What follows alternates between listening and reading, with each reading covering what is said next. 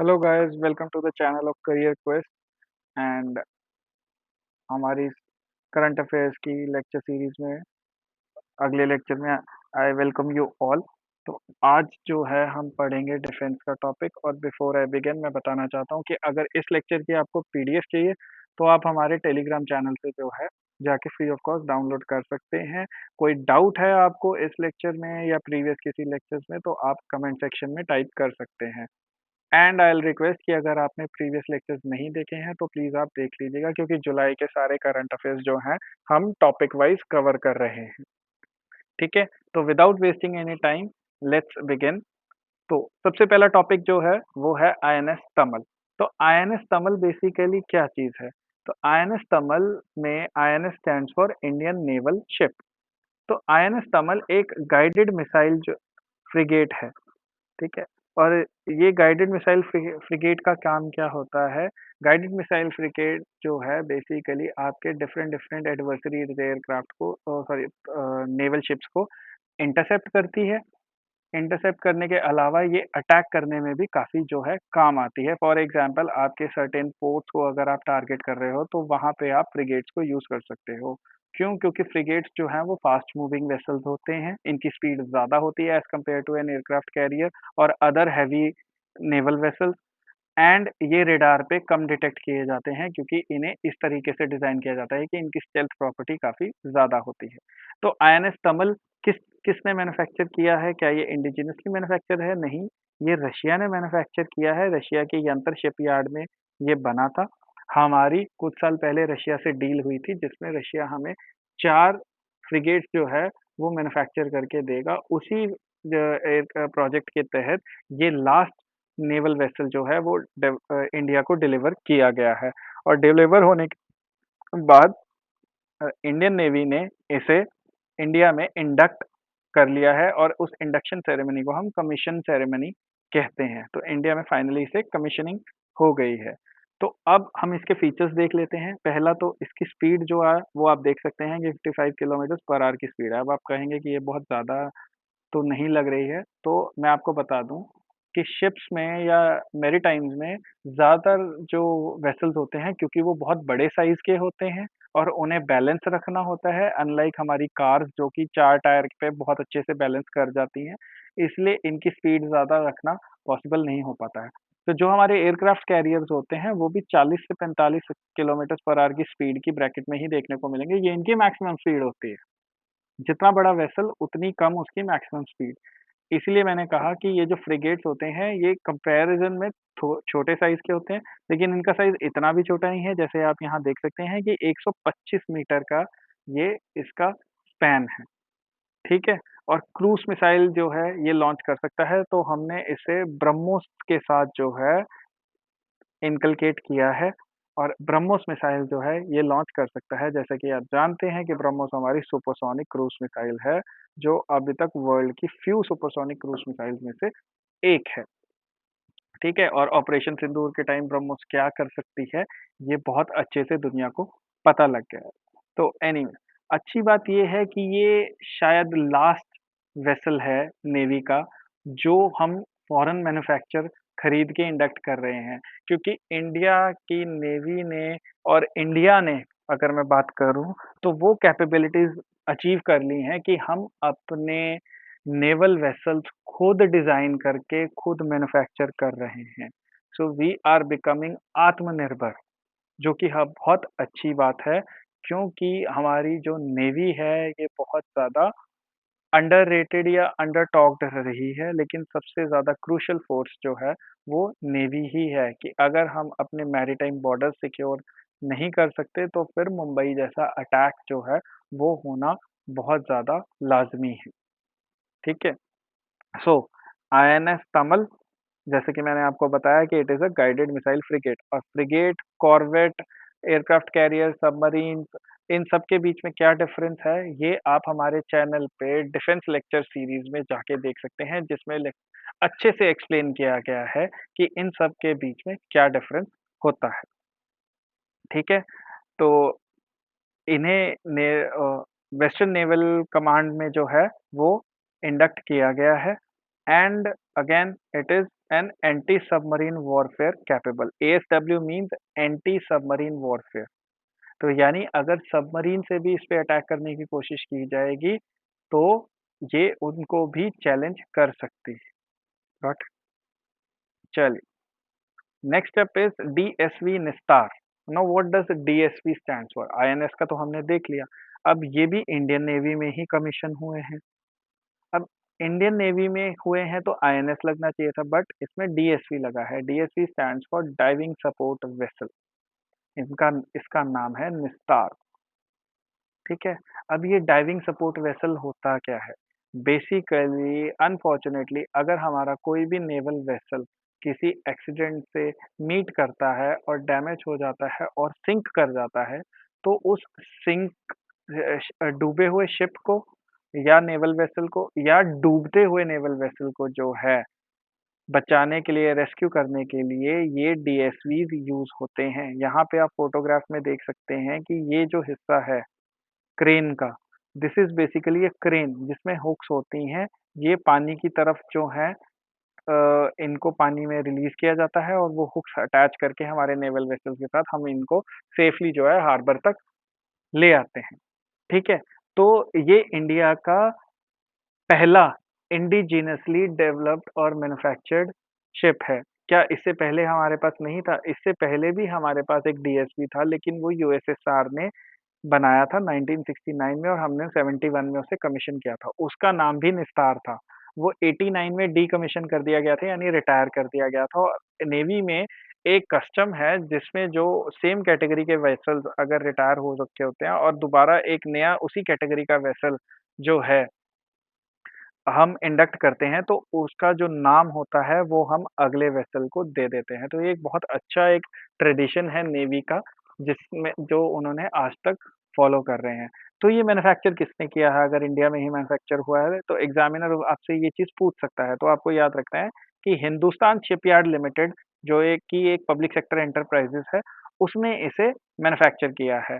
And unlike INS Tamal, ये eastern naval command को join करेगा। डीएसवी निस्तार जो है वो ईस्टर्न नेवल कमांड को ज्वाइन करेगा। तो इसके अलावा क्या और कोई डीएसवी नहीं है? तो हम दो डीएसवीज बना रहे हैं। पहला निस्तार है, दूसरा निपुण है। तो निपुण भी बहुत जल्द कंप्लीट, इसकी कंस्ट्रक्शन कंप्लीट हो जाएगी और इसे कमीशन कर लिया जाएगा। ठीक है।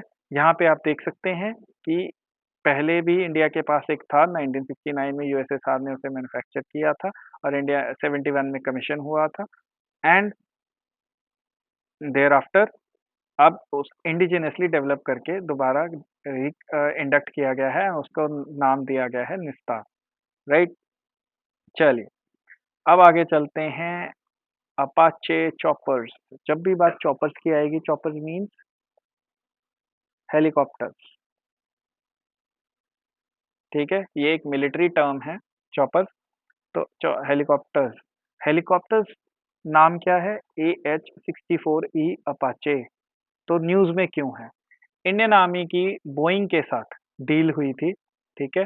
इंडियन आर्मी की बोइंग के साथ एक डील हुई थी जिसमें उन्होंने 6 वो जो है अपना एयरक्राफ्ट, ये अपाचे हेलीकॉप्टर्स इंडियन आर्मी को मैन्युफैक्चर करके देने थे। तो उसमें से 3 जो हैं वो डिलीवर कर दिए गए हैं in the month of July 2025 और इसीलिए ये न्यूज़ में थे। तो 3 अपाचे अटैक हेलीकॉप्टर्स जो हैं इंडियन आर्मी के पास आ चुके हैं। अब अटैक हेलीकॉप्टर्स, अब जब भी मैं हेलीकॉप्टर्स की बात करता हूँ तो वो डिफरेंट डिफरेंट कैटेगरीज में आते हैं।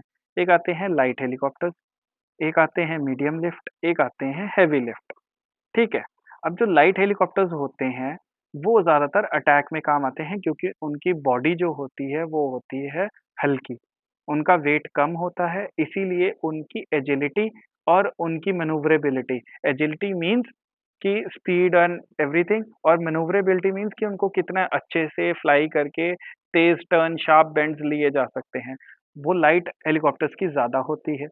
मीडियम लिफ्ट और हैवी लिफ्ट जो हैं ज़्यादातर ट्रांसपोर्टेशन के लिए यूज़ किए जाते हैं। मीडियम लिफ्ट में कुछ एयरक्राफ्ट जो होते हैं इन केस ऑफ इमरजेंसीज़ आप अटैक के लिए यूज़ कर सकते हो, बट ज़्यादातर मीडियम लिफ्ट और हैवी लिफ्ट ट्रांसपोर्ट के लिए यूज़ किए जाते हैं, जिसमें आप मेन और मटेरियल ट्रांसफ़र कर सकते हो। तो अच्छा, दूसरी बात मैं ये भी बता दूँ कि ट्रांसपोर्टेशन के लिए तो हमारे पास ऑलरेडी डेडिकेटेड ट्रांसपोर्ट एयरक्राफ्ट हैं, बट कुछ एरियाज़ ऐसे होते हैं जहाँ पे आपको एक एयर बेस बनाना मुश्किल होता है, जहाँ पे आपको लैंडिंग स्ट्रिप बनानी बहुत मुश्किल होती है, जिसको आप रनवे बोलते हो। तो जैसे हिमालयाज़ के कुछ रीजन हैं, तो वहाँ पे आपको ये मीडियम लिफ्ट और हेवी लिफ्ट एयरक्राफ्ट जो हैं, वो काम आते हैं, जो इन मेन और मटीरियल यानी सोल्जर्स और जो भी मटीरियल हमें रिसोर्सेज़ अदरवाइज़ रिक्वायर्ड हैं, वो सारा वहाँ तक डिलीवर करके आते हैं, वहाँ से लेके आते हैं। ठीक है?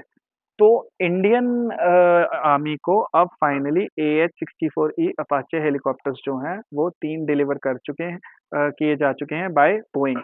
एग्जाम में क्वेश्चन क्या बनेगा? एग्जाम में क्वेश्चन आपको नाम दे के पूछ लिया जाएगा भी किसने मैन्युफैक्चर किया है, आंसर होगा बोइंग। या फिर ये पूछ लिया जाएगा कि बोइंग ने इंडियन आर्मी को क्या कौन से हेलीकॉप्टर्स जो हैं वो डिलीवर किए हैं। अब मैं आपको बता दूँ कि एग्ज़ामिनर स्पेसिफिकली एयरक्राफ्ट की कैटेगरी आपको बताएगा, क्योंकि बोइंग इंडियन आर्मी को या इंडियन आर्म्ड फोर्सेस को सिर्फ़ और सिर्फ़ हेलीकॉप्टर्स नहीं प्रोवाइड करती, और भी बहुत से जो एयरक्राफ्ट है वो प्रोवाइड करती है। फॉर एग्ज़ाम्पल ट्रांसपोर्ट एयरक्राफ्ट है, C-130 जे हरक्यूलीज़, सुपर हरक्यूलीज़। तो ये सारे बोइंग जो है ये ट्रांसपोर्ट एयरक्राफ्ट है, ये बोइंग इंडियन एयर फोर्स और इंडियन आर्मी को प्रोवाइड करवाती है, यानी इंडियन आर्म्ड फोर्सेस को प्रोवाइड करवाती है। तो एग्जामिनर को अगर आपसे क्वेश्चन पूछना है, तो एग्जामिनर स्पेसिफिकली आपसे पूछेगा अभी कौन सा हेलीकॉप्टर दिया है या कौन सा ट्रांसपोर्ट एयरक्राफ्ट दिया है। तो आपको नाम, कैटेगरी, मैन्युफैक्चरर और कंट्री, ये 4 चीज़ें हमेशा किसी भी वेपन सिस्टम की याद रखनी है। अगर बात मिसाइल की आ जाती है, तो मिसाइल में चीज़ें 2 और जुड़ जाती हैं, एक होती है स्पीड, दूसरी होती है उसकी रेंज। ठीक है? वो मैं आगे आएगा तो मैं आपको बताऊँगा बहुत अच्छे से। तो फिलहाल आप ये चीज़ याद रखिए कि अपाचे एयरक्राफ्ट बोइंग ने मैन्युफैक्चर किए हैं और इंडियन आर्मी को डिलीवर किए हैं, और ये किस तरीके के हेलीकॉप्टर्स हैं? अटैक हेलीकॉप्टर्स हैं।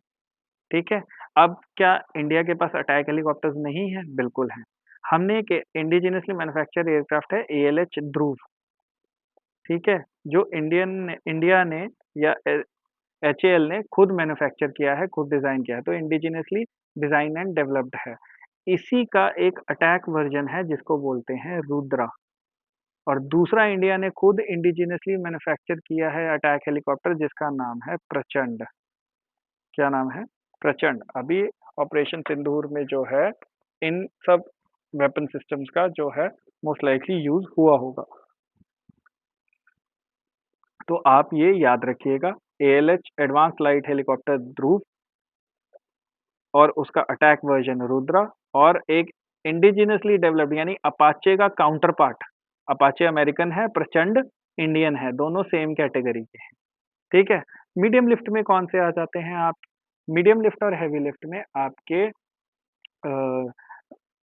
मी 17, मी 15, ये सारे जो हेलीकॉप्टर्स हैं ये आ जाते हैं। ठीक है? चलिए आगे चलते हैं। Then is MiG-21 fighter jets. ये फाइटर जेट्स कभी इंडियन एयरफोर्स की जो है बैकबोन रहे हैं। ठीक है? अब फाइनली 1963 में पहली बार जो है ये एयरक्राफ्ट को 67 में पहली बार एयरक्राफ्ट को इंडियन एयरफोर्स में इंक्लूड किया गया था, और उसके बाद इंडियन एयरफोर्स में बहुत बड़ी क्वांटिटी में इन्हें इंक्लूड किया गया था, जहाँ से कि आप यहाँ देख सकते हैं कि 700 से ज़्यादा MiG-21 एयरक्राफ्ट जो हैं हमने यूज़ किए। अब ये एयरक्राफ्ट किस कैटेगरी का है? ये फाइटर है, ठीक है? जब भी हम इंडियन या डिफेंस की बात करते हैं, सिंपली इंडियन डिफेंस की बात करते हैं, तो उसमें 3 टाइप के एयरक्राफ्ट रहते हैं। एक रहता है फाइटर एयरक्राफ्ट, ठीक है? अब वो फाइटर एयरक्राफ्ट कुछ भी हो सकता है, जेट भी हो सकता है और हेलीकॉप्टर भी होता है। दूसरा होता है ट्रांसपोर्ट एयरक्राफ्ट, तीसरा होता है चॉपर, ठीक है? तो ट्रांसपोर्ट सिर्फ़ और सिर्फ़ ट्रांसपोर्टेशन के ही काम आता है, मैन और मटीरियल के।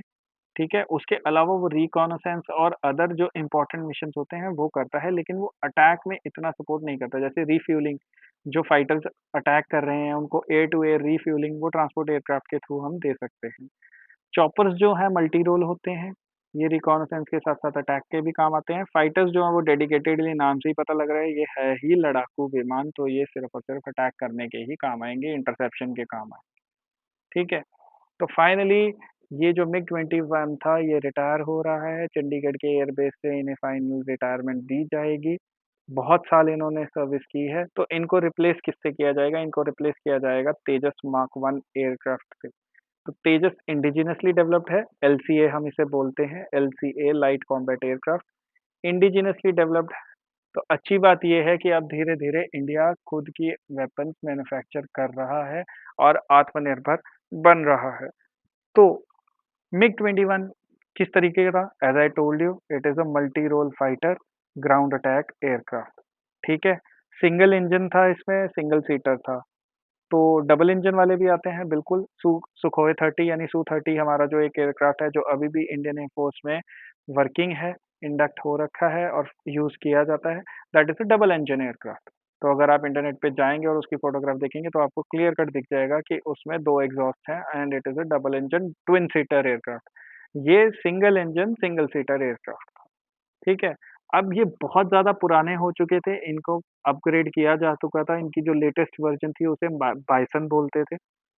तो इसके बहुत ज़्यादा जो है एक्सीडेंट्स हो रहे थे क्योंकि बहुत ज़्यादा ऑब्सोलीट हो चुके थे। तो इन्हें एक टर्म भी दी गई थी बीच में जिसका नाम था फ्लाइंग कॉफ़िन्स यानी उड़ते ताबूत।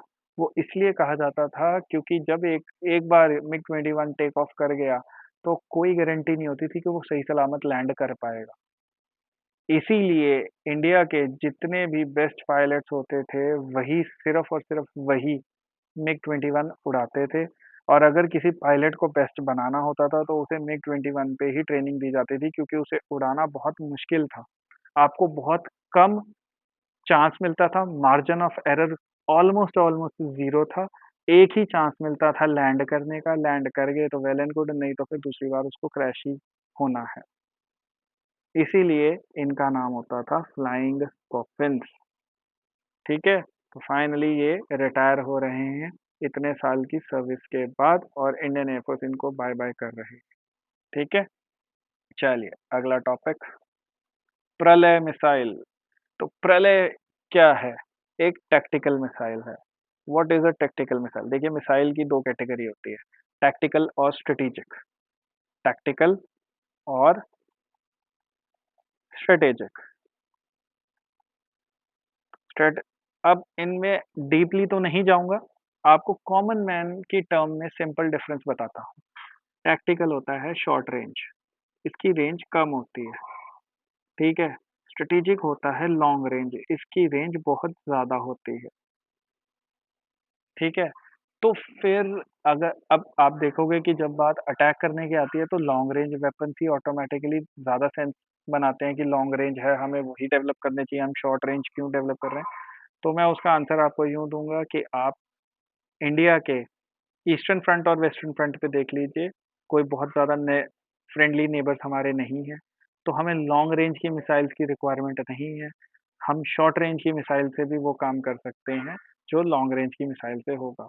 तो वही सफेदी वही झाग कम दाम में मिले, तो कोई वो क्यों ले? तो एनीवेज़ तो शॉर्ट रेंज टैक्टिकल मिसाइल है। अब किस तरह की मिसाइल है? Surface to surface, quasi ballistic missile. इसका मतलब समझिए सरफेस मीन्स कि ये लैंड से लॉन्च की जाएगी और लैंड पे ही अपने टारगेट को हिट करेगी। एक होती है सरफेस टू एयर मिसाइल जिसको हम सैम बोलते हैं। Surface to air missile SAM means कि ये सरफेस से लॉन्च की जाएगी और एयर में कोई भी जहाज को किसी भी तरीके के फ्लाइंग एयरक्राफ्ट को ये अपना जो है टारगेट बनाएगी और एयर में ही डिस्ट्रॉय कर देगी। इसे बोलते हैं SAM surface to air missile और एक होती है एयर टू सरफेस मिसाइल यानी आप इसे प्लेन से या किसी भी एयरक्राफ्ट से लॉन्च करके सरफेस पे यानी लैंड पे अपने टारगेट को हिट कर सकते हो उसे एएसएम बोलते हैं। तो आई होप नेक्स्ट टाइम जब भी आप मिसाइल की बात आएगी तो आप ये चीज़ याद रखेंगे कि सैम और एएसएम में क्या फ़र्क होता है और तीसरी कैटेगरी होती है सरफेस टू सरफेस। तो ये सरफेस टू सरफेस मिसाइल है, लैंड से ही लॉन्च होएगी, लैंड पे ही अटैक करेगी। क्वाज़ी बैलिस्टिक अब जो बैलिस्टिक मिसाइल होती है, बैलिस्टिक मिसाइल एक पैराबोलिक ट्रांजैक्टरी में जाती है और इस पैराबोलिक ट्रांजैक्टरी को वो कुछ इस तरीके से फ़ॉलो करती है कि वो अर्थ का जो एटमॉस्फियर होती है, उससे बाहर चली जाती है। अब उससे बाहर जाने में फ़ायदा क्या होता है कि वो किसी भी रडार पे डिटेक्ट नहीं हो पाती है। क्योंकि रेडार जो है आयोनोस्फीयर के बाहर उसकी जो रेज़ हैं वो नहीं जाती हैं।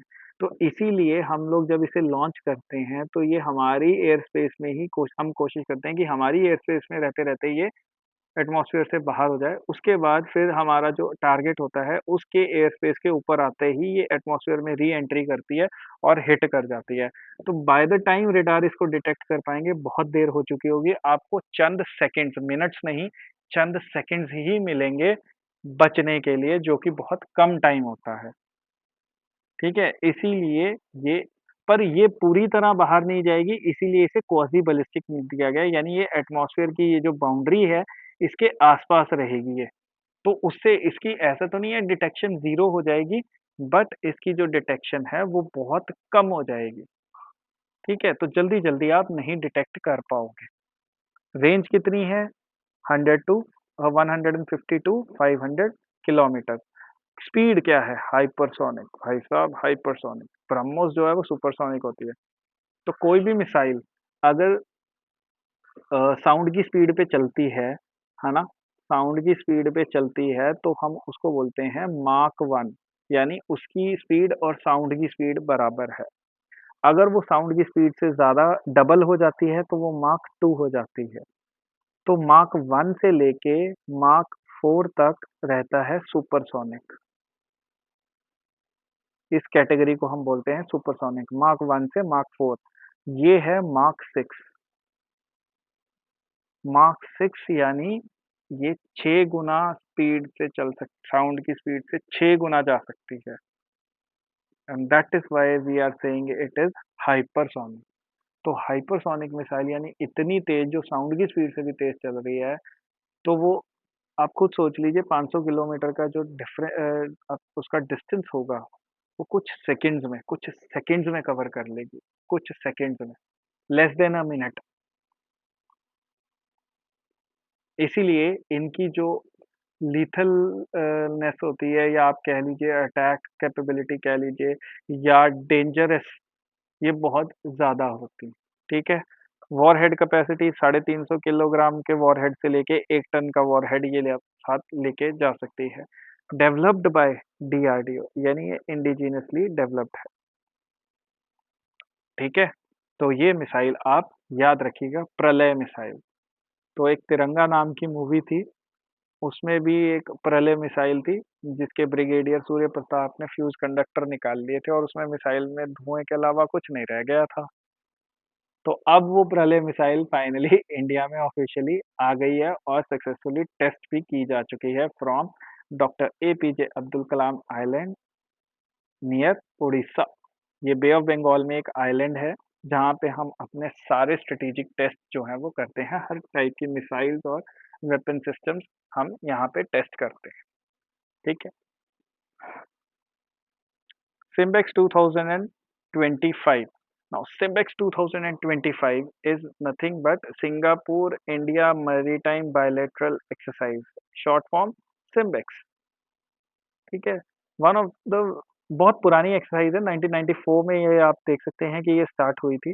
उस टाइम इसको एक्सरसाइज लायन किंग का नाम दिया गया था।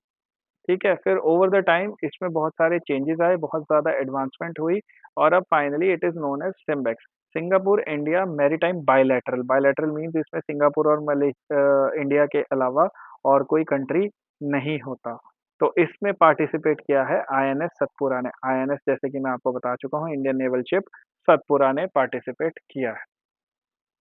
Next up is Airbus 295। अब Airbus C295 is a transport aircraft, ठीक है? What is so special about this transport aircraft? ये अपनी कैटेगरी में बहुत एडवांस एक प्लेन है। Here you can see the photograph, ठीक है?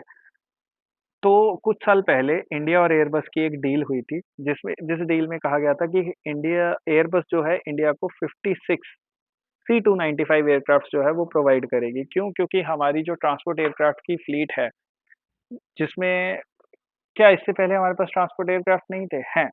हमारे पास बोइंग के मैन्युफैक्चर किए हुए C-130, C-130J, सुपर हर्क्यूलीज ये हैं, एंटोनोव हैं, ठीक है, उसके बाद IL-76 है, जो कि एक रशियन एयरक्राफ्ट है, ये यूक्रेन से है, Antonov is a Ukrainian company, Boeing is a US company.